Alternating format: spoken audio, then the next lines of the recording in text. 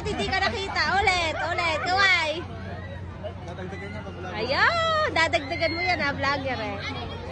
Alright, nandito nga pala tayo ngayon sa Quezon, Nueva Ecija upang tikman itong Kulits. Ito ay nag-o-offer sila ng chicken shawarma na pwedeng-pwede sa mga kaibigan nating Muslim. Hindi lang yung shawarma nila ang babalik-balikan nyo, kundi ang tindero na napakabait naman ang tindero dito and napaka-friendly niya at kitang-kita nyo sa kanyang mukha na kung gaano siya kasaya sa ginagawa niya. Umorder na nga tayo ng 1 chicken shawarma at titikman natin kung gaano talaga kasarap tong chicken shawarma niya kasi sobrang daming bumibili rito.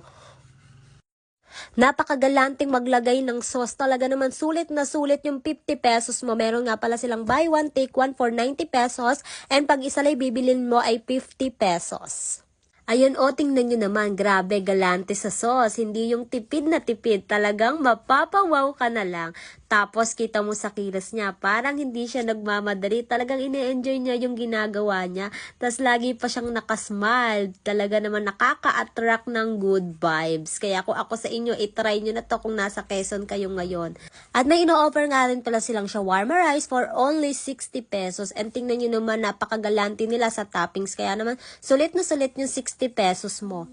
Look at that, hindi lang itsura ang masarap, talaga yung chicken shawarma, malasa yung manok, sakto yung timpla at swak na swak sa sauce. Plus points pa kasi halal food shop, kaya bagay na bagay lalo na sa mga Muslim friends natin. Safe, masarap at sulit talaga. At ito pa nga ino-offer nila, meron din silang shawarma salad, shawarma nachos for only 60 pesos at yung salad naman ay 80 pesos. Taste it! Alright, legit yung sarap, hindi ako nagbibiro. Ito yung shawarma na babalik-balikan mo talaga, hindi lang yung shawarma mismo, pati yung tindera.